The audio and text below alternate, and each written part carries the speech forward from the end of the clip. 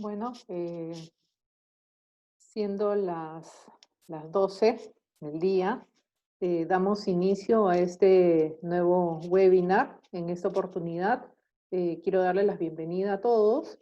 Vamos a conversar sobre las actualizaciones recientes en materia laboral y nos acompañan en esta ocasión el equipo laboral conformado por Cintia Rojas y Lucía Tello. Cintia, Lucía, ¿me escuchan?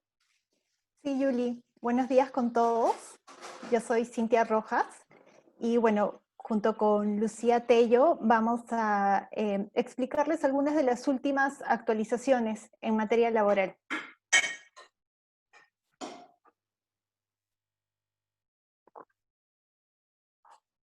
Bueno, nuestro webinar comprende tres puntos, lo hemos dividido en tres etapas para poder explicarles con mejor claridad. La primera está relacionada a la prórroga del estado de emergencia sanitaria. La segunda, respecto al cumplimiento de ciertas obligaciones formales, ciertos registros que se han habilitado en estas últimas semanas. Y finalmente tenemos pues lo que comprende la actualización en materia de permisos, licencias y otros descansos. Vamos a empezar con la primera parte, por favor, Julie, que es la prórroga del estado de emergencia sanitaria y todas aquellas regulaciones laborales vinculadas al COVID-19 que se han emitido durante esta emergencia. El día 28 de agosto se publicó el Decreto Supremo 27-2020 SA, que es el decreto por medio del cual se prorroga la emergencia sanitaria por 90 días calendario, contados a partir del 8 de septiembre, es decir, contados a partir del día de ayer. Por medio de este decreto supremo, el estado de emergencia sanitaria se ha prorrogado hasta inicios del mes de diciembre, hasta el 7 de diciembre del 2020.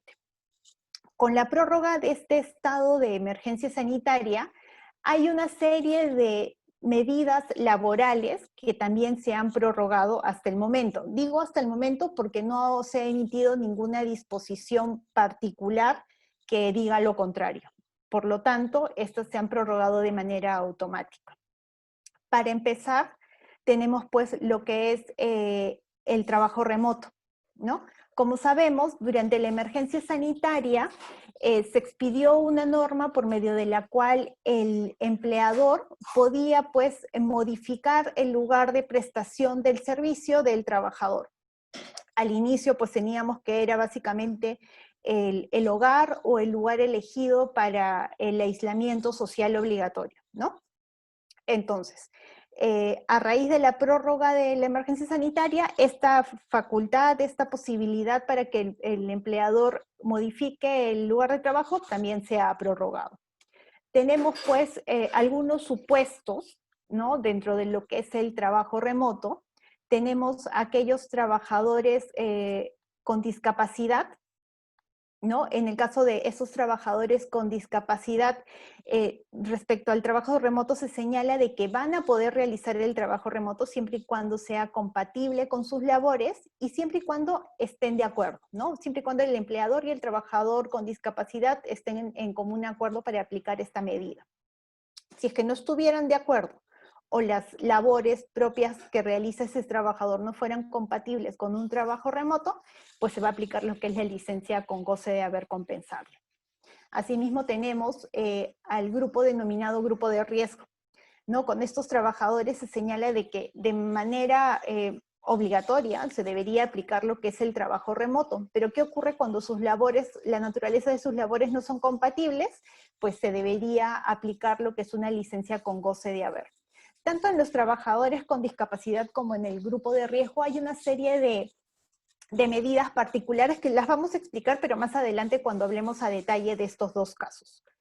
Y por último tenemos aquellos trabajadores en general, ¿no? En este caso, pues la aplicación del trabajo remoto es de una manera facultativa, ¿no? Va a depender de lo que las necesidades también propias de la empresa para la aplicación del trabajo remoto y el acuerdo pues que puedan llegar entre las partes. Y dentro de los trabajadores en general, también tenemos un grupo especial, que son aquellos que son familiares directos de trabajadores de familiares con diagnóstico COVID-19 o que pueden pertenecer al grupo de riesgo. Para ellos también hay una serie de medidas especiales, ¿no? Y que se les puede aplicar ciertas facilidades dentro de las cuales se encuentra pues lo que es el trabajo remoto. Para la aplicación del trabajo remoto, pues el empleador lo que debía hacer era en principio comunicar al trabajador esta asignación de labores a distancia, así como cuáles van a ser los distintos mecanismos a implementar para la supervisión, reporte de la jornada, entre otras especificaciones para su labor. Esto es muy importante, ya que el trabajador no va a poder alegar ningún tipo de desconocimiento y va a ser mucho más sencillo, en caso corresponda, que el empleador pueda pues aplicar algún tipo de sanción ante incumplimiento por parte del trabajador, ¿no? Básicamente lo que debe contener esta comunicación pues es la duración del trabajo remoto, qué mecanismos o si yo le voy a proporcionar algún tipo de herramienta tipo computadora, tipo celular, etcétera, quién va a ser la persona que va a supervisar el cumplimiento de las labores por parte del trabajador y condiciones también de seguridad y salud en el trabajo. Otro punto, por favor, la siguiente diapositiva. Otro punto que tenemos aquí respecto a las medidas laborales que se han prorrogado, tenemos pues a lo que son los trabajadores con discapacidad, ¿no? Tenemos que en el caso de los trabajadores con discapacidad, se pidieron algunas normas especiales, ¿no? Como comentaba, teníamos lo que es el trabajo remoto, siempre y cuando sea compatible con la naturaleza del puesto que ocupa esta persona y siempre y cuando estuvieran de acuerdo, ¿no? Si estos dos elementos confluyen, pues se puede implementar lo que es el trabajo remoto. Si es que no fuera compatible con su labor o no hubiera un acuerdo por parte entre empleador y trabajador, pues lo que va a corresponder es el otorgamiento de una licencia remunerada compensable. Y esta facilidad, esta medida, alcanza también a los familiares de personas con discapacidad hasta el 4º grado de consanguinidad o 2º de afinidad, y que tengan a su cargo el cuidado de una persona con discapacidad con diagnóstico COVID o una persona con discapacidad que pertenezca al grupo de riesgo. En este caso, ¿cómo es que se acredita pues, la discapacidad ante las autoridades competentes? Bueno, los documentos que se necesitan para poder acreditar esta discapacidad es, número 1, el certificado de discapacidad, o la resolución de presidencia de inscripción en el Registro Nacional de Personas con Discapacidad o su carnet de inscripción, ya sea un certificado médico o un informe médico emitido por un profesional de la especialidad que corresponda, ¿no? Según la discapacidad que esta persona posea, y solo en aquellos casos donde la discapacidad es muy evidente. Y bueno, excepcionalmente se puede acreditar la discapacidad mediante una declaración jurada, ya sea del propio trabajador o del familiar que esté a cargo, pero esto siempre va a estar sujeto a una fiscalización posterior, ¿no? La siguiente diapositiva, por favor. Bien, también se emitieron una serie de facilidades respecto a los trabajadores que tuvieran familiares con diagnóstico COVID-19 o que se encuentren en el grupo de riesgo ante un posible contagio del COVID-19. Estas facilidades fueron establecidas en el Decreto Legislativo 1499, ¿no? ¿Qué es lo que decía este decreto legislativo? Bueno, decía que los trabajadores que están a cargo de estas personas y que no se encuentren hospitalizados tenían o tienen el derecho a que se les otorguen una serie de facilidades laborales, que pueden ser, ¿no? La licencia con goce de haber sujeta a una compensación posterior, la reducción de la jornada de trabajo, también sujeta a una compensación posterior, la reorganización de horarios de trabajo, trabajos por turnos o trabajo remoto, permisos temporales durante la jornada de trabajo sujetos a una compensación posterior y cualquier otra facilidad que pueda resultar pertinente y siempre pues dentro de un criterio de razonabilidad y proporcionalidad, ¿no? Estas facilidades deben ser pactadas tanto por el empleador y el trabajador. Pero ¿qué ocurre cuando falta acuerdo entre las partes? Pues va a decidir el trabajador siempre y cuando, o siempre teniendo en cuenta las propuestas realizadas por el empleador, ¿no? Solamente en ese marco se va a poder realizar el otorgamiento de estas facilidades. En ningún caso, estas facilidades va a significar reducción de remuneración o los beneficios sociales que pueda percibir los trabajadores, porque como hemos visto, siempre están sujetas en todo caso a una compensación posterior, pero no va a implicar ninguna reducción de remuneraciones o beneficios sociales. En estos casos, ¿cuáles son los documentos que deberían presentar los trabajadores para hacer uso de estas facilidades, ¿no? En primer lugar, se debe hacer la comunicación al empleador sobre la situación, ¿no? Es decir, si es que tengo a un personaje, a un trabajador, a un familiar, perdón, con diagnóstico COVID o que pertenece al grupo de riesgo. ¿Y cuáles son los documentos que debería presentar? Bueno, si es un familiar con diagnóstico COVID, voy a tener que presentar el certificado médico correspondiente. Y si es una persona que pertenece al grupo de riesgo, bueno, va a ser prácticamente un documento, una especie de declaración donde señale pues de que tengo un familiar en esta situación. Y como hemos señalado, todo está en base a acuerdos previos. La siguiente diapositiva, por favor. Bueno, acá tenemos otras disposiciones que también fueron señaladas en el decreto legislativo 1499. Tenemos pues aquella que habla básicamente de las facilidades para la emisión y conservación de los documentos laborales. Aquí ya teníamos un antecedente que se dio a finales del año 2016, cuando se dictaron una serie de medidas de simplificación administrativa, ¿no? Y en cuanto a documentos laborales, bueno, daban la facilidad de que estos puedan ser formalizados utilizando ciertas tecnologías como es la firma electrónica, la firma digital. Lo que se ha buscado durante esta emergencia sanitaria y con la finalidad justamente pues, ¿no? de evitar la propagación del COVID-19 es el uso de las tecnologías de digitalización, información y comunicación, ¿no? Para la sustitución de distintos documentos físicos y firmas hológrafas. ¿Esto qué quiere decir? Que se está permitiendo pues, el uso ya sea de medios electrónicos tipo correo, tipo WhatsApp, etcétera, para el envío de documentación y el uso pues de firmas digitales, firmas electrónicas o algún otro medio que permita pues tener el consentimiento por parte del trabajador. Esto es muy importante en todos los acuerdos que se hayan podido tomar a cabo o que se vayan a tomar a cabo durante esta emergencia sanitaria. Y con la finalidad justamente pues de evitar en la medida de lo posible todo el contacto que se pueda tener, ¿no?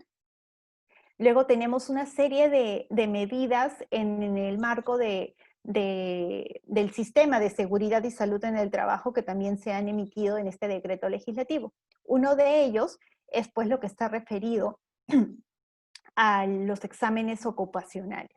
¿Qué es lo que señalan respecto a los exámenes médicos ocupacionales?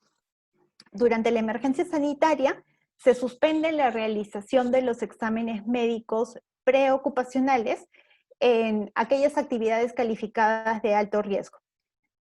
Pero hay una excepción, ¿no? Salvo en aquellos casos donde los trabajadores no cuenten con un examen médico ocupacional efectuado en el último año. Si eso no ocurre, pues de todas maneras va a tener que haber un examen médico. En el mismo sentido, se suspende la realización de los exámenes médicos ocupacionales periódicos y se prorroga automáticamente la vigencia de aquellos que han vencido o que estén por vencer. Luego también tenemos lo referente a las capacitaciones en materia de seguridad y salud en el trabajo. Durante la emergencia sanitaria, lo que se busca es que estas capacitaciones sean de forma virtual, pero hay una excepción también, ¿no? Y se trata de aquellas capacitaciones que se realizan al momento de un ingreso nuevo, al momento de la contratación, o cuando se produzca un cambio en la función o puesto de trabajo realizado por el trabajador. En aquellos casos, la capacitación va a tener que seguir siendo de forma presencial. Luego tenemos también lo referente a las auditorías en el sistema de gestión de seguridad y salud en el trabajo. Este decreto también señalaba que estas auditorías se suspendían, ¿no? Se suspendían durante la vigencia de la emergencia sanitaria. Pero una vez que la emergencia sanitaria culmine, el empleador tiene la obligación de realizar esta auditoría dentro de los 90 días calendarios siguientes a culminada la emergencia sanitaria, ¿no? Entonces hay que estar atentos cuando la emergencia sanitaria culmine para contar este plazo y poder realizar la auditoría que se señala o que se exige por ley. Y finalmente, tenemos también lo que es la prórroga temporal de la vigencia de los miembros del Comité de Seguridad y Salud en el Trabajo. El decreto señala de que si no es posible, ¿no? Si no es posible realizar, organizar todo el proceso de selección durante la emergencia sanitaria, de manera automática se va a prorrogar la vigencia de estos miembros hasta el término de la misma emergencia. La siguiente diapositiva, por favor. Antes de explicar estos dos puntos, hay un punto que también es importante tener en cuenta, que es lo que les comenté al inicio respecto a los trabajadores de riesgo.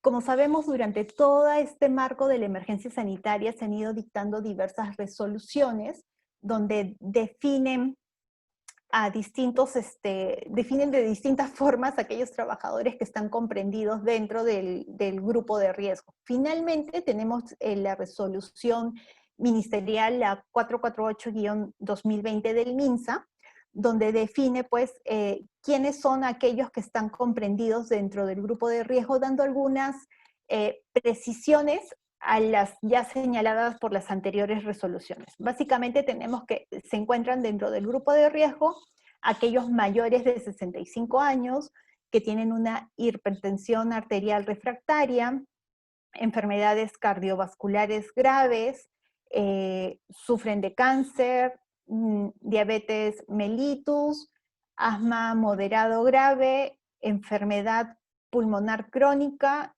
insuficiencia renal crónica, pero con tratamiento de hemodiálisis, y aquellos que tienen un tratamiento inmunodepresor o con una obesidad cuyo índice de masa esté más de 40, ¿no? Todas estas personas están comprendidas dentro de lo que es el grupo de riesgo.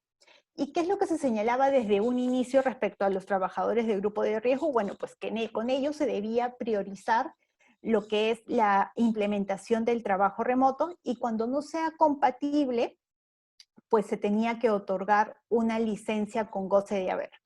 Sin embargo, durante el desarrollo de toda esta emergencia sanitaria, emergencia nacional, también se emitieron algunas disposiciones respecto al retorno, ¿no? Al retorno de los trabajadores del grupo de riesgo, ¿no? Se señalaba un procedimiento y cierta documentación a presentar. ¿Eso qué quiere decir? Que existe la posibilidad de que aquellos trabajadores en grupo de riesgo puedan reincorporarse aún en esta vigencia de la emergencia sanitaria.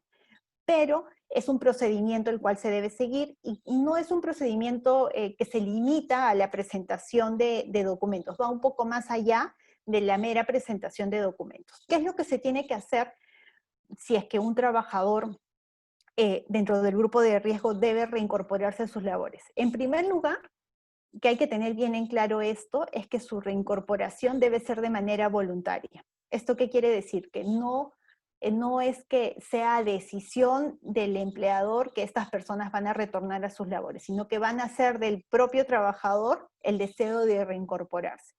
Pero no basta con el deseo del trabajador para su reincorporación, sino que, como hemos dicho, tiene que haber un procedimiento. ¿Qué es lo primero que se debe hacer? Bueno, el empleador va a tener que emitir pues un certificado de actitud validado por el médico responsable de la vigilancia o quien haga sus veces en el centro de labores, ¿no?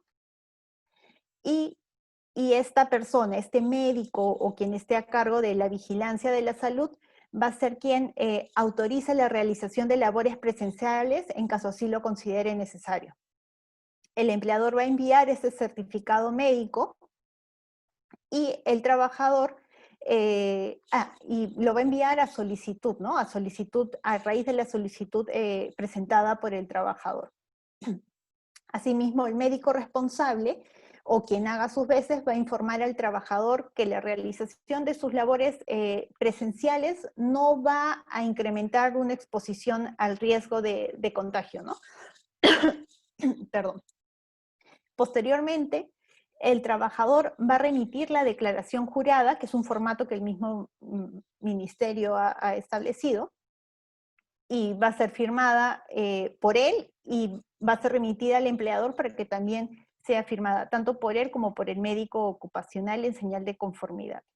Entonces, por eso decimos que no es una mera presentación de documentaciones, ¿no? Sino que hay ahí un trabajo también por parte del médico ocupacional o quien haga sus veces en la vigilancia y salud de la empresa, porque hay que verificar que efectivamente esta persona tenga las condiciones necesarias para poder reincorporarse o no, y que las labores que va a desarrollar pues se requieran necesariamente para la realización o no, o si es que esta persona puede seguir manteniéndose dentro de lo que es un trabajo remoto. Ahora sí, respecto a lo que vemos en pantallas, que son otras disposiciones que también se prorrogan a raíz de la emergencia sanitaria, tenemos, bueno, lo que ya hemos escuchado, que es la suspensión perfecta de labores, ¿no? Esta también de manera automática se ha prorrogado. No ha habido hasta el momento alguna disposición por parte del Ministerio de Trabajo que suspenda la vigencia de esta medida, ¿no? ¿Y qué es lo que señalaba el decreto de urgencia 3820, que es donde nace toda esta suspensión perfecta especial, por denominarlo de alguna manera, ya que está dirigida a este marco de emergencia nacional, emergencia sanitaria? Lo que señalaba es que se podía aplicar hasta 30 días posteriores de culminada la emergencia sanitaria. Por lo tanto, al prorrogarse la emergencia sanitaria, se prorroga automáticamente la suspensión perfecta, la posibilidad de aplicar la suspensión perfecta de labores, ¿no? Y se siguen teniendo en cuenta las mismas disposiciones para su aplicación. Es decir, que haya una imposibilidad de implementar cualquier modalidad de trabajo, sea trabajo remoto, trabajo presencial, o aplicar alguna de las medidas menos gravosas como las licencias con goce de haber, reducción de remuneraciones, reducción de jornada, etcétera. Cualquiera de esas medidas que no sea posible aplicarlas y que haya un grado de afectación económica tal que pues no quede más que otra opción de recurrir a la suspensión perfecta de labores. Asimismo, también tenemos un punto que es muy importante, que es el tema del subsidio, ¿no? El subsidio que otorga el Salud por el diagnóstico positivo COVID-19, y que está referido pues a los primeros 20 días, ¿no? Como sabemos, ese subsidio pues fue implementado a inicios de lo que fue la emergencia nacional, pero hay una serie de disposiciones que debemos tener en cuenta, que básicamente es que las remuneraciones de los trabajadores que sean diagnosticados con COVID-19 no sea mayor a 2.400 soles, que el diagnóstico COVID haya sido confirmado con una prueba del hisopado, y, bueno, como hemos señalado, es solo por los primeros 20 días de incapacidad. A partir del día 21 entran las reglas generales de subsidios que bueno, ya todos conocemos, ¿no? La siguiente diapositiva, por favor. Bueno, aquí doy pase a Lucía Tello para que nos pueda exponer brevemente los siguientes puntos de nuestra exposición. Buenas Gracias. tardes, ahora vamos a hablar sobre aquellos registros habilitados, declaraciones implementadas por las autoridades laborales en estas últimas semanas. Por favor, la siguiente. En la primera parte de la exposición, Cintia les hacía referencia a muchas obligaciones en materia de seguridad y salud en el trabajo que se modificaron o se intensificaron a razón de un conocido accidente en una cadena en un establecimiento de venta de hamburguesas, algo que los medios denominaron el caso McDonald's. A razón de este accidente de trabajo, se reforzaron algunas medidas y disposiciones en materia de seguridad y salud en el trabajo o en materia de control y de vigilancia de la salud de los trabajadores.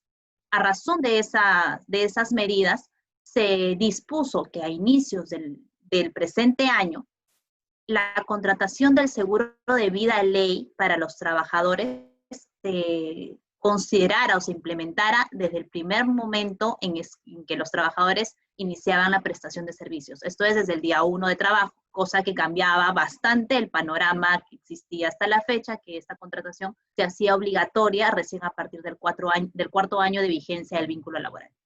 Bueno, siendo así, se dictaron esas disposiciones en el mes de febrero, se reglamentó la misma, se comentó mucho sobre la exigencia que representaba esto para las empresas, y finalmente se procedió a implementar esta contratación como una obligación más dentro del paquete de obligaciones de entrada que tiene todo empleado. Ahora bien, en las últimas semanas, el Ministerio de Trabajo, como parte de las actividades que ha tomado para hacer más eficiente la fiscalización de estos procesos, ha implementado el sistema virtual para el registro de estos contratos, que permite no solo a los trabajadores el consultar si estos tienen el seguro activo o habilitado, sino también permite a los familiares para verificar si es que estos tienen o no la condición de beneficiarios. Esto además hace más eficiente el tema de la presentación o la constatación de estos registros, ya que antes la presentación de los mismos era de tipo presencial. Uno iba con el contrato, lo sellaban en el Ministerio de Trabajo y acababa la obligación. Eso hablando de un solo trabajador. Pero ¿qué sucede cuando la empresa tiene un sistema de contratación dinámico, incorpora a 1 o 2 más trabajadores, digamos en 1 o 2 semanas? Este procedimiento de presentación quizás se hacía muy engorroso y ¿qué cosa llevaba al incumplimiento? Y el incumplimiento que decantaba una infracción grave sancionada por SUNAFIL con hasta 26.12 UITs dependiendo del número de trabajadores afectados. Esto hace más eficiente tanto la fiscalización por parte de SUNAFIL ante el incumplimiento, hace más factible a las empresas el poder hacer un seguimiento de estos contratos y a los trabajadores les permite realizar la consulta de su estado de aseguramiento, lo mismo que sus familiares, de una manera más expeditiva. Entonces, hasta cierto punto, la implementación de estos sistemas virtuales se ve como un aspecto positivo hoy en día. Más aún en estas condiciones en las que buscamos que estas situaciones presenciales se limiten al mínimo indispensable. La siguiente, por favor. Ahora bien, en lo que respecta a esta coyuntura, se han presentado muchos supuestos en los cuales los trabajadores buscan, y los empleadores también por su lado, armonizar los tiempos de trabajo en lo que se refieren a permisos, licencias y descansos implementados. Por ejemplo, una medida inicial al comienzo de la pandemia fue el tema de la compensación con vacaciones, empezó a revisar cómo era su tratamiento. A la luz de eso, y a razón de algunas normas dadas hace algunos días, llama la atención mirar o poner un poco de énfasis en aquellos descansos o permisos retribuidos al trabajador y cuál es su tratamiento. Vamos a revisarlos todos, pero vamos a enfocarnos en aquellos que están resaltados en negrita, ya que son los más recientes o quizás los que no son tan conocidos. Conocemos ya la licencia por maternidad, pre y postnatal, que además ameritan el subsidio respectivo para cada uno de estos periodos. El periodo total es de 98 días, 49 días tanto por prenatal y 49 días por postnatal, que además se pueden acumular en algunos casos. La ampliación de la licencia por maternidad por parto múltiple o nacimiento de hijo con discapacidad, que es de 30 días calendario. La licencia por maternidad, que es de 10 días calendario, si bien es cierto, Hay algunos proyectos normativos o intenciones normativas que buscan equiparar el número de días de licencia por maternidad de paternidad, perdón, con el de maternidad, a ejemplo de otros países, ¿no? Para buscar la participación de ambos padres en estos primeros días de nacimiento del niño o la niña. La ampliación de la licencia por maternidad por nacimiento con enfermedad congénita, terminal o con discapacidad severa de 30 días calendario ante esta situación complicada. La ampliación de la licencia por paternidad por nacimiento prematuro o parto múltiple, que es de 20 días calendario, que bueno, se extiende, ¿no? a la licencia por paternidad. La ampliación de la licencia por paternidad por complicaciones graves en salud de la madre. Asimismo, evoca una ampliación de 30 días calendario. Y bueno, las relacionadas a la lactancia materna o el uso del lactario, que es una licencia de 1 hora por día, ¿no? Durante el primer año de nacimiento del niño, que además es el periodo de lactancia que se reconoce a las madres en el Perú. La siguiente, por favor. La licencia de vacaciones, esto hace referencia al ya conocido descanso vacacional, que es de 30 días calendario por cada año de servicios cumplido, y que se tiene para gozar hasta el año siguiente de adquirido el derecho, ¿no? Que además se puede fraccionar, como ya conocemos, en 2 fracciones de 15 días. Una de estas fracciones, la segunda del año, se puede a su vez fraccionar en periodos de 8 y 7 días, que a su vez se pueden fraccionar en un periodo mínimo de hasta 1 día calendario, siempre que este fraccionamiento sea solicitado por escrito por el trabajador. La licencia por incapacidad temporal para el trabajo de hasta 12 meses, que regularmente los 20 primeros días son cubiertos por el empleador y los demás días a cargo de salud con el respectivo subsidio y el reembolso correspondiente de las prestaciones para la empresa. Y aquí es donde hacemos hincapié en el tema de mantenerse siempre dentro de las pautas del calendario de pagos de salud para no llegar a un supuesto en el que se pueda no perder el subsidio, pero sí perder el derecho al reembolso.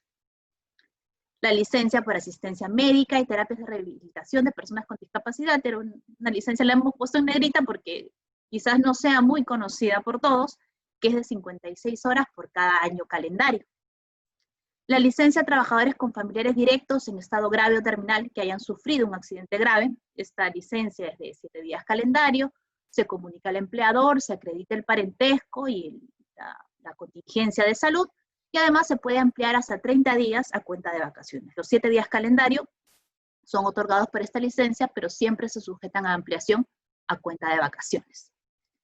Y la última de las licencias aprobadas, de hecho, hace unos días por el Pleno del Congreso, ha sido perdón, no por el Pleno del Congreso, sino por el Presidente de la República, la licencia por hijo menor de edad que tiene un diagnóstico de cáncer. Esta licencia es de hasta 12 meses, y los primeros 20 días se cubre el empleador y los siguientes días, hasta cumplir el periodo de 12 meses, son a cargo del seguro de salud. La licencia para el cuidado de familiares con Alzheimer y otras demencias. Esta licencia se dio como parte de las disposiciones orientadas a promover la salud mental y el cuidado de la salud mental en las familias y en los trabajos. Esta licencia es de una jornada laboral al año. ¿A qué me refiero en efectos prácticos? Si mi jornada laboral es de 8 horas diarias, tengo hasta 8 horas diarias al año para solicitar estos permisos a mi empleador para poder tomar cuidado de mis familiares que tengan estos padecimientos de salud mental. Y la licencia para continuar el tratamiento de tuberculosis, que bueno, todos conocemos, que te facilita a ingresar 1 hora después o salir 1 hora antes, los días en que el trabajador recibe este tratamiento. Mantener como siempre las disposiciones orientadas a evitar todo tipo de discriminación o estigmatización contra esta enfermedad y esperar y cumplir el tratamiento para la recuperación completa del trabajador en estos casos. Y creo que como la siguiente, no, creo que así, la siguiente. La licencia por violencia familiar, que es hasta de 5 meses consecutivos de licencia sin goce de haber. Esta es una de las pocas licencias en las cuales se especifica claramente la naturaleza no compensada de estos tiempos dejados de trabajar. La licencia por adopción, que es de 30 días calendario. La licencia para desempeñar cargo cívico, esto viene de la Ley de Productividad y Competitividad Laboral, que la pone como uno de los supuestos de suspensión del contrato de trabajo. La ley no establece plazo, pero precisamente la naturaleza de esta licencia es que el plazo de la misma corresponda al tiempo de ejercicio del cargo cívico que impide al trabajador permanecer o reincorporarse a sus actividades habituales en el centro de trabajo. La licencia por el servicio militar, que es de hasta 30 días. La licencia para trabajadores seleccionados para representar al Perú en eventos oficiales internacionales. Lo mismo, la ley no establece plazo, pero se considera que el tiempo de la misma es de la duración de la representación que tenga el trabajador en estos eventos deportivos, o básicamente seleccionados en el Perú, hacen referencia a estos eventos de carácter competencias, representaciones en torneos internacionales, en eventos que tengan este carácter ajeno al trabajo, que destaquen el desarrollo personal del trabajador en otras áreas y que estén patrocinados además eventos oficiales, que sean eventos de carácter oficial. A eso apunta precisamente esta licencia. Licencia para los bomberos voluntarios, lo mismo, la ley lo establece plazo. ¿Por qué? Porque la presencia o la atención que tienen que dar los bomberos a un evento precisamente no tiene una duración o una fecha de ocurrencia específica, ¿no? Lo ideal sería, o lo ideal es, de hecho, que este permiso se ejerza para el desarrollo de sus funciones, ¿no? Como bomberos.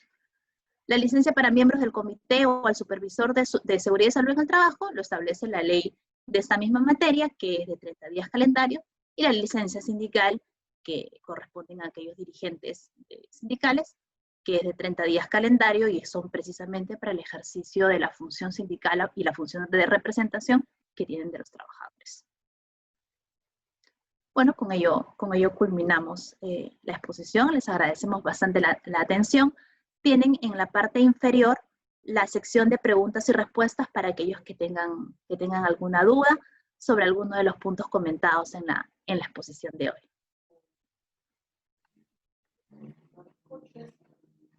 Sí, justo tenemos una consulta de parte de Yesenia Soto. Nos consulta lo siguiente. Buenas tardes, quisiera consultar hasta qué fecha el empleador no puede obligar al trabajador a regresar a la oficina. A ver, aquí es importante tener en cuenta lo que hemos señalado anteriormente, ¿no? ¿De qué trabajador estamos hablando? ¿Estamos hablando de un trabajador en general o de algún trabajador que esté dentro del grupo de riesgo o de algún supuesto tipo los trabajadores con discapacidad o que haya solicitado algún tipo de facilidad? Si estamos hablando de trabajadores en general, como hemos dicho, el trabajo remoto es facultativo, ¿no? ¿De qué va a depender la aplicación? Bueno, va a depender mucho de las labores que esta persona realice y cómo es que la empresa ha implementado todo su plan de retorno, ¿no? ¿Cuál es la finalidad de la aplicación del trabajo remoto durante esta emergencia sanitaria? Es justamente evitar la propagación del COVID, ¿no? Hay una medida, por ejemplo, si es que no es posible seguir aplicando el trabajo remoto y se requiere la presencia de los trabajadores para su realización física, ¿no? De sus labores, hay una medida que es la posibilidad de que el empleador establezca turnos rotativos, una modificación de las labores, de los turnos de la jornada de los trabajadores, con la finalidad de justamente evitar de que haya una concentración muy grande de personal en las oficinas, ¿no? Porque como hemos dicho, la finalidad es justamente eso, ¿no? Evitar la conglomeración de personas y que pueda hacer que este virus se esparza de manera muchísimo más rápida, ¿no? Entonces, en ese sentido, orientando tu pregunta, si tú requieres que tu trabajador retorne al día de hoy, lo puedes hacer, pero siempre y cuando tomando en cuenta todas estas medidas, pues, para evitar la propagación del virus, además de, pues, de lo que ya puedes haber implementado respecto a tu plan de retorno, al médico ocupacional o personal que esté a cargo de la vigilancia y salud, de acuerdo a las disposiciones que ha dictado el MINSA.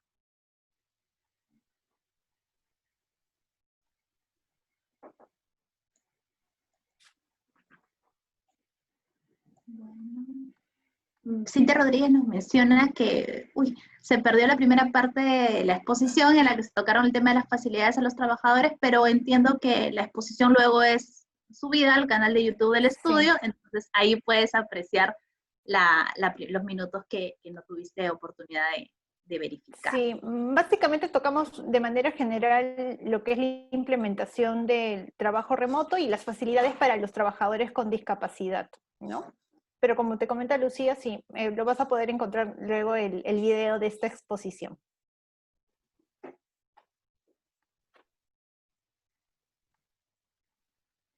Por el chat, Patricia Moral nos pregunta, quisiera saber, según las últimas normas publicadas, ¿hasta qué fecha puede una empresa privada enviar a suspensión perfecta en la actualidad? La extensión de la emergencia sanitaria implica de que la suspensión perfecta de labores pueda ser aplicada hasta el 6 de enero del año 2020. ¿Por qué? Porque culmina en diciembre, del 2021, culmina en diciembre del 2020, y de acuerdo al decreto de urgencia 038-2020, se menciona que la suspensión perfecta, la duración de esta medida podrá extenderse hasta 30 días posteriores al término de la emergencia sanitaria. Entonces, si hacemos los números, si la emergencia sanitaria termina el 6 de diciembre de este año, la medida de la suspensión perfecta podrá extenderse a los trabajadores hasta 30 días después, que terminaría en enero del 2021.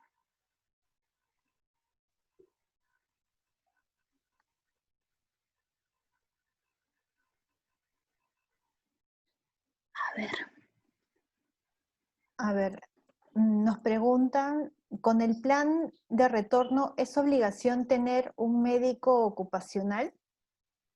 Esta ha sido una pregunta bastante común en los últimos días, ¿no? Lo que pasa es que hay que tener en cuenta lo siguiente. Una cosa es el plan de retorno en marco a las disposiciones que ha dictado el MINSA, ¿no? La última resolución que tenemos, la 448-2020, y a la par tenemos lo que son las disposiciones en seguridad y salud en el trabajo de manera general, ¿no? Entonces son dos aspectos que tenemos que tener en cuenta y que son muy importantes. En las disposiciones de seguridad y salud en el trabajo generales, que se aplican a todas las empresas sin excepción, hablan sobre la obligación de tener un médico ocupacional. ¿Cuál es la diferencia? Lo que pasa es que la norma de que habla justamente del tema de los médicos ocupacionales hace una diferencia en cuanto a la cantidad de trabajadores y las horas que debe de estar un médico ocupacional en la empresa, ¿no? A partir de cierto número de trabajadores se requiere que esté un mínimo de tiempo, un mínimo de horas a la semana presente en la empresa, ¿no? Esa es la diferencia. En el tema de las disposiciones del MINSA, incluso dan unas disposiciones cuando no se cuente con el médico, la posibilidad de tener, aplicar algunas medidas como, digamos, como una forma excepcional, ¿no? Pero hay que tener en cuenta que ambas disposiciones deben ir de la mano, ¿no? No es que me deba guiar simplemente por las disposiciones del MINSA para este tema del COVID y dejar de lado lo que dispone las normas generales de seguridad y salud en el trabajo. Sobre todo porque, como es un tema en boga lo del COVID, tenemos a SUNAFIL que siempre está atrás de nosotros fiscalizándonos. Entonces, cuando nos llegue algún requerimiento de SUNAFIL, probablemente no se limite solo a pedir los requisitos que se señalan en el MINSA, sino nos puede hacer incluso una inspección de temas de seguridad y salud en el trabajo en general. Entonces es importante tener las dos disposiciones implementadas.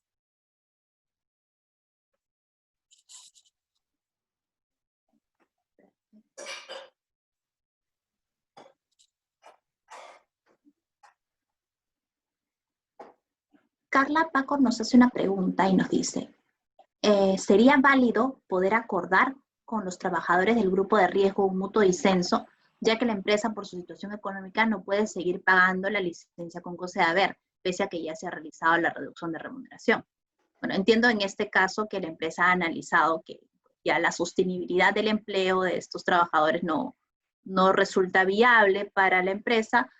Al respecto, solamente cabe comentar que el mutuo disenso lo que busca o lo que refleja es la voluntad de ambas partes de llegar al término de la relación laboral. Entonces, Ahí no hay mayor diferencia si se trata de un trabajador que pertenezca al grupo de riesgo como a un trabajador que no lo pertenezca, porque lo que se entra a revisar para la validez de esta salida es que efectivamente tanto el trabajador como la empresa manifiesten su voluntad de terminar la relación laboral, que ambos estén de acuerdo y decidan formalizar esta decisión a través de un acuerdo de mutuo disenso. No hay mayor diferencia si pertenece al grupo de riesgo o no. Aquí hay que enfocarnos o revisar bien si es que la voluntad del trabajador es esa para suscribir al acuerdo. En caso contrario, no sería válido presionar o coaccionar a nadie para tomar alguna medida de este tipo.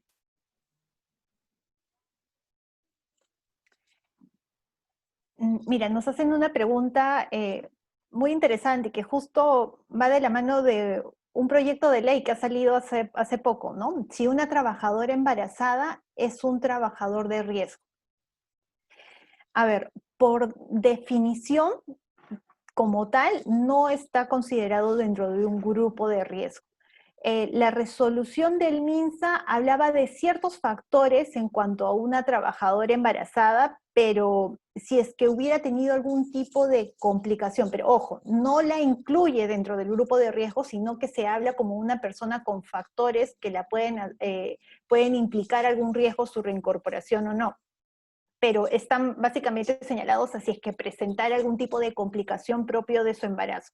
Sin embargo, hay un proyecto de ley que ha sido, si no me equivoco, aprobado por el Congreso, pero aún no ha sido ni promulgado, ni publicado, no está vigente, ¿no? Sigue siendo un proyecto de ley donde se quiere incluir a las trabajadoras embarazadas dentro del grupo de riesgo, ¿no? Veremos si es que se llega a aprobar o no, pero al día de hoy, como tal, no está considerada dentro del grupo de riesgo. Lo que sí existe, añadiendo un punto adicional a la respuesta de Cintia, es la obligación de las empresas del monitoreo especial que el centro de trabajo, que los riesgos del puesto de trabajo puedan entrañar para una mujer embarazada o para el feto. Esa obligación sí subsiste. Eso no la hace a la trabajadora una persona que pertenezca al grupo de riesgo, pero sí la pone en una situación especial que debe ser considerada en materia de seguridad y salud en el trabajo. Ahora, Fernando Frisancho nos pregunta, ¿cuántas horas debe elaborar el médico ocupacional al mes? Pues esto va a depender del número de trabajadores que tú tengas en tu empresa. Si la empresa el número de trabajadores es mayor a 500, lo que se tiene que garantizar es una permanencia mínima del médico ocupacional en el centro de trabajo de 30 horas a la semana. Si tienes un número menor, tu plan de vigilancia de la salud indicará las horas en las cuales la empresa y el servicio de salud ocupacional que constituyes en tu empresa designen necesario para que el médico ocupacional preste sus servicios.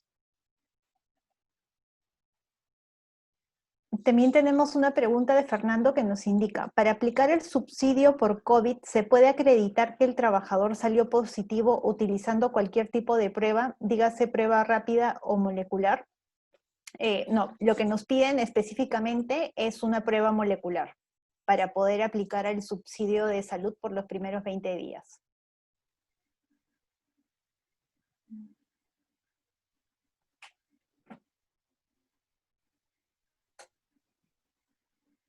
¿Cómo solicito el reembolso especial por incapacidad por COVID? Esta pregunta nos hace Melta Neira.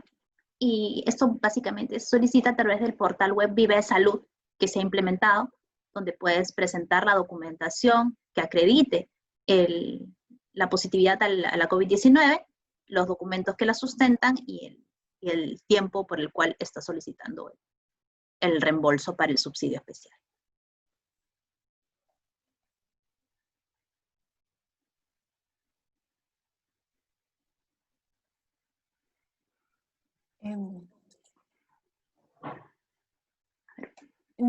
A ver, nos preguntan, ¿qué sucede si le di suspensión perfecta a los trabajadores y no lo acepta el ministerio? Entendemos de que has recibido una respuesta ya por parte del ministerio rechazando tu solicitud. Si es así, bueno, la suspensión perfecta no procede. Puedes, si es que estás dentro del plazo que te da la ley, puedes interponer algún recurso tipo reconsideración, apelación, pero si ya este plazo transcurrió, lo que corresponde pues es hacer que tus trabajadores retornen a sus labores y pagar pues las remuneraciones o beneficios que se hayan dejado de pagar por el tiempo que han estado de suspensión perfecta.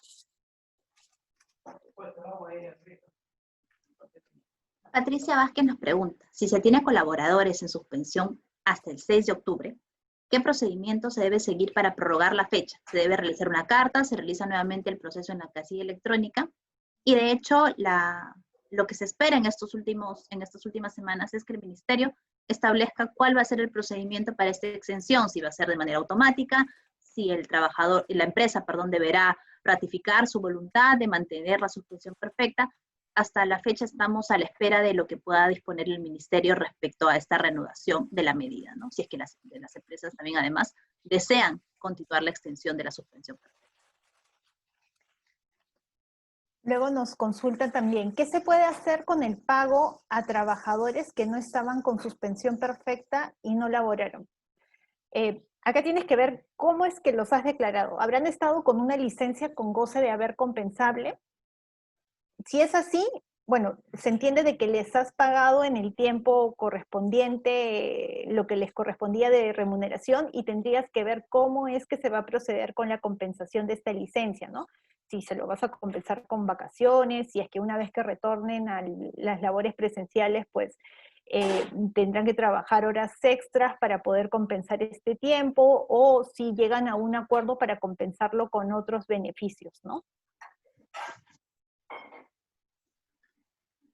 Ahora.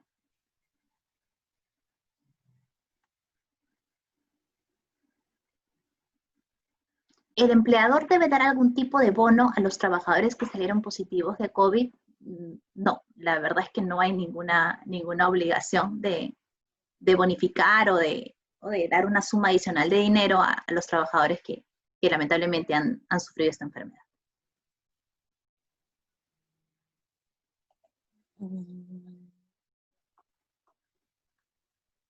Nancy Bonilo nos pregunta, buenas tardes, quisiera saber si las empresas que tienen menos de 20 trabajadores, independientemente de lo dispuesto en la resolución ministerial 448-2020, tienen la obligación en SST de contar con un médico ocupacional. Gracias. Bueno, Nancy, gracias a ti por la pregunta. En efecto, todas las empresas, como lo mencionó Cintia en su momento, tienen la obligación de contar con un servicio de salud ocupacional que está integrado o que debe ser monitoreado, tener la participación de un médico con esta especialidad. El tiempo, la forma de contratación y el tiempo de servicio que tenga este médico para la empresa dependerá del número de trabajadores, pero sí, es una obligación que toda empresa, así tengas un único trabajador, tengas el monitoreo de un médico ocupacional para el desarrollo de las labores del personal. Nos pregunta Analí, si se tiene trabajadores en licencia sin goce para la empresa, pero no se informó ante el Ministerio de Trabajo, ¿solo se declara, es válido aquello?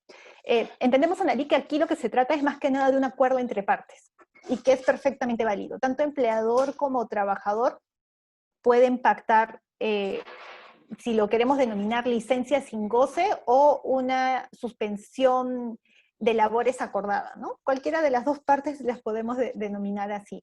Lo que sí es importante, este acuerdo, por ser justamente un acuerdo privado entre partes, no se debe informar al Ministerio de Trabajo. No estamos hablando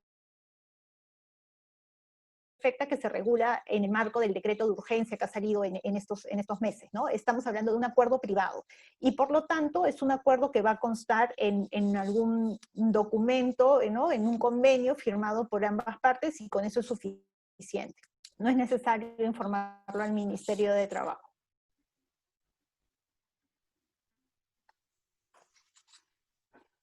Ay, a ver, ¿qué es esto?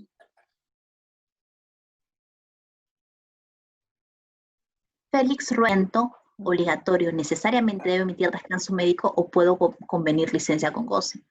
Bueno, de hecho, lo ideal es que el médico encargado de la vigilancia de la salud de los trabajadores pueda expedir un descanso médico para que el trabajador pueda, pues, básicamente, estar en casa, estar atento a si es que se presentan síntomas o la evolución de esta situación, de esta enfermedad, puedo convenir la licencia con goce, no habría ningún problema en también hacer lo mismo, o incluso lo que se recomienda es, si yo tengo un trabajador que ha estado en contacto con un caso positivo, o tengo la sospecha de que pueda ser un caso positivo, más no la certeza ni la confirmación por parte de una prueba, puede estar realizando trabajo remoto, trabajar desde casa hasta que tenga la certeza de que pues, no tiene esta enfermedad, o que sí la tiene y que lo que le corresponde es un descanso médico. Sí, justo complementando la respuesta de Lucía, la misma resolución ministerial, la 448, señala de que en los casos pues, de sospecha o incluso de resultado positivo en prueba rápida, lo que corresponde es que justamente el médico de la empresa o el que esté a cargo de la vigilancia de la salud expida un descanso médico por este tiempo que la persona debe estar de aislamiento, ¿no? Y hay una resolución que se expidió a inicios de la emergencia sanitaria, si no me equivoco fue una semana antes de que se expida el estado de emergencia nacional, donde hablaba la posibilidad de compensar, como bien señala Lucía, con una licencia con goce, ¿no? Este tiempo. Posteriormente, si es que se descartaba la enfermedad o si es que no salía positivo en el transcurso de los días, se podía compensar posteriormente este tiempo de aislamiento.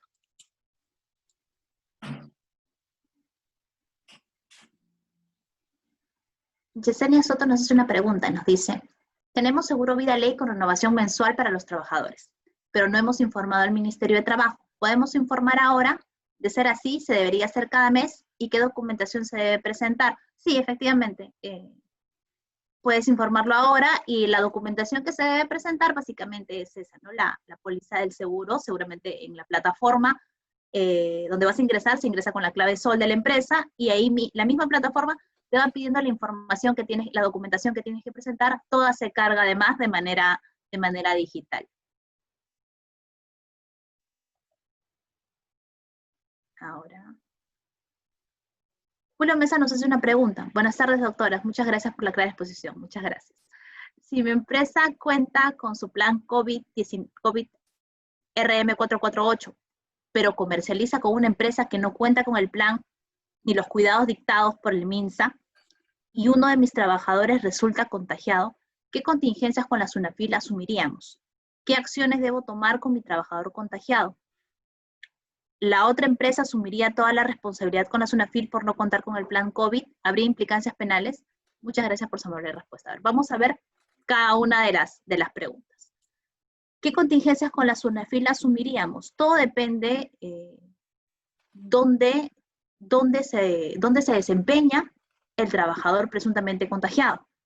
Recordemos que para la resolución ministerial 448, todas aquellas personas que presten servicio en nuestro establecimiento o en los lugares donde nosotros tengamos control de estos espacios físicos, se consideran a la luz de esta resolución como trabajadores nuestros. Entonces corresponde a la empresa que se encarga de la gestión de esos espacios físicos el implementar todas las medidas de protección. Asumamos que esta persona que pertenece a tu empresa presta servicios en una empresa que no cuenta con el plan. Pues sí, las contingencias que asume SUNAFIL, las contingencias que asume la empresa ante SUNAFIL serían precisamente de aquella organización en la que no cuentan con el plan. ¿Qué acciones debo tomar con mi trabajador contagiado? Básicamente el monitoreo de su salud, el monitoreo de su caso, que respete el descanso médico, el aislamiento. ¿La otra empresa asumiría toda la responsabilidad con la SUNAFIL? Pues sí, había implicancias penales. Recordemos que la vulneración a las normas de seguridad y salud en el trabajo puede representar un caso penal. Ahora bien, es importante también conocer y tener en cuenta que esta enfermedad no hay certeza o no hay, digamos, un método infalible para determinar dónde la contraes. Lamentablemente hay tantos casos en estos días que no tenemos con certeza cómo determinar qué fue en determinado espacio físico en el que se produjo el contagio. Y recordemos además que para la determinación de la responsabilidad es muy importante tener en cuenta esto que nosotros llamamos el nexo causal. Si yo tengo certeza de que mi trabajador sufrió un accidente de trabajo en tal espacio físico, será la responsabilidad de la empresa que tenía a su cargo este espacio físico. Pero en una situación como la del COVID-19, determinar esto con un grado de certeza total es casi imposible el día de hoy. Tenemos dos preguntas similares por parte de Arelis Díaz y de Luisa Paza, que nos consultan si es que aquellos trabajadores que se les envió a suspensión perfecta y que el Ministerio de Trabajo no lo aprobó, si es que se les debe pagar sus remuneraciones y si los trabajadores deben compensar o recuperar estas horas. Bueno, ¿no? Los trabajadores, tenemos que recordar que se fueron a suspensión perfecta por decisión unilateral de la empresa. La empresa les comunicó la decisión de aplicar esta medida. Entonces, no se le puede dar un tratamiento por compararlo con algo como con una licencia con goce de haber, ¿no? Los trabajadores van a retornar a sus labores y lo que va a hacer la empresa es simplemente pagarles el tiempo que los mandó de suspensión perfecta. Y los trabajadores no van a recuperar ese tiempo. O compensarlo, ¿no?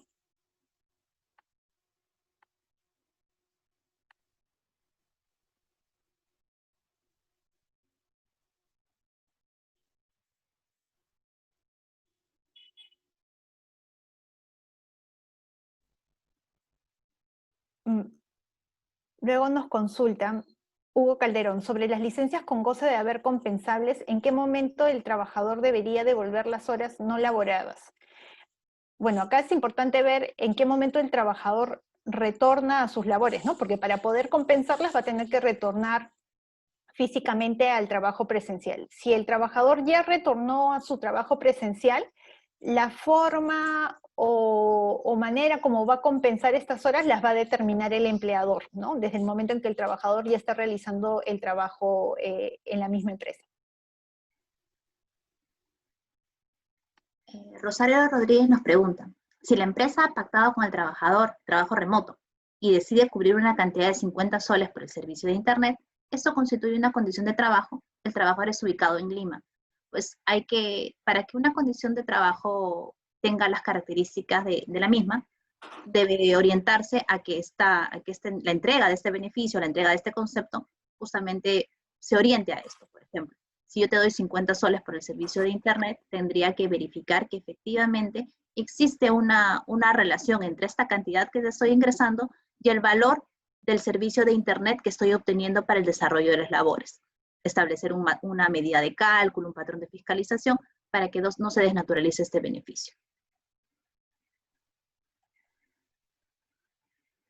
Alejandra Cornejo nos dice, buenas tardes, de no contar con el seguro de vida ley y se regulariza ahora, ¿qué sanción tendría? Bueno, de hecho, la SUNAFIL lo que hace es imponer multas e imponer infracciones cuando detecta el incumplimiento. Si hasta el momento no ha detectado el incumplimiento, lo ideal sería estar en una ocasión oportuna para regularizar el cumplimiento de esta norma y cuando corresponda una fiscalización, una revisión por parte de SUNAFIL, pues no tener contingencia alguna que se pueda registrar.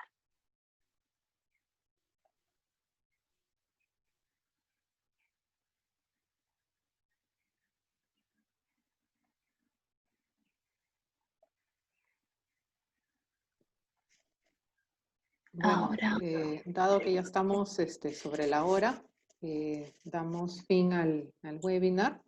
De todas maneras, si tienen alguna consulta adicional, tienen ahí los correos, tanto de Cintia como de Lucía, para que puedan hacerle las consultas que hayan quedado pendientes. El día de mañana ya va a estar este webinar colgado en nuestro canal de YouTube para que puedan también revisarlo.